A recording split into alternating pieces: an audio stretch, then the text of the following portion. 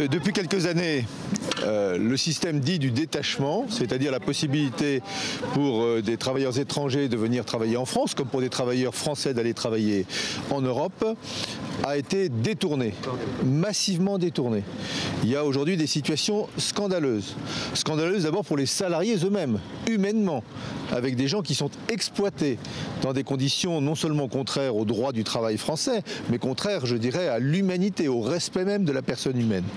C'est aussi des conséquences tout à fait dommageables du point de vue économique, car c'est une concurrence qui est une concurrence déloyale, qui par exemple dans le domaine du bâtiment peut avoir des conséquences extrêmement graves sur tout le tissu national qui sont aussi bien des petites entreprises que des grandes entreprises. Il en est de même dans le domaine de l'agroalimentaire et on connaît quelques cas, en particulier en Bretagne, de cette nature.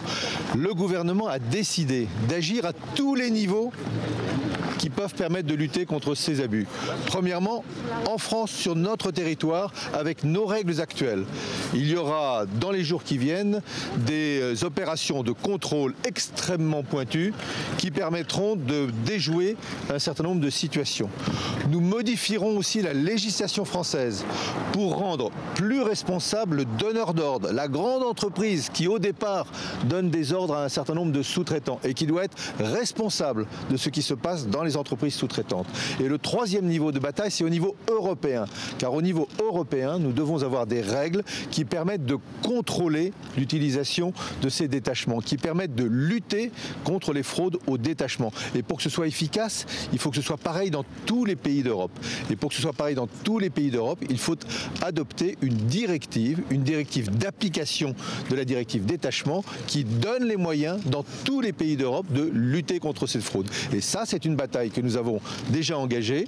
Nous avons fait obstacle la dernière fois à ce que les directives qui devaient être adoptées soient à minima, au fond ne permettent pas d'avancer. Et nous nous battons pour le 9 décembre prochain, de manière à ce qu'il y ait une large majorité de pays européens en accord avec nous, par exemple l'Allemagne, pour porter enfin un dispositif efficace de lutte au niveau européen contre le détachement. Donc vous le voyez, à tous les niveaux, avec tous les moyens, nous lutterons contre ces dérives qui sont inacceptables du point de vue humain et qui sont très dommageables du point de vue économique au tissu français. Est-ce que la France n'est pas isolée au niveau européen? Est-ce qu'on peut vraiment espérer avoir un accord?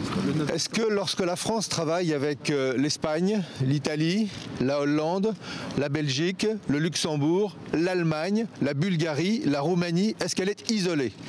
Non, elle n'est pas isolée. Nous partageons très largement cette volonté. Il faut que cette volonté soit encore plus largement partagée pour pouvoir s'imposer à tous, et en particulier à ceux qui, souvent d'ailleurs dirigés par des gouvernements de droite, font aujourd'hui obstacle à toute avancée nouvelle pour lutter contre ces fraudes. Est-ce que, comme Benoît Hamon, vous dites que ce dispositif permettra de lutter contre les idées du Front National ? Le meilleur moyen de lutter contre les idées, c'est de lutter contre les faits. C'est de remédier à des situations. Ça n'a pas été fait pendant des années et des années. Nous le faisons aujourd'hui et nous le faisons aussi au niveau européen, le seul moyen d'être totalement et complètement efficace.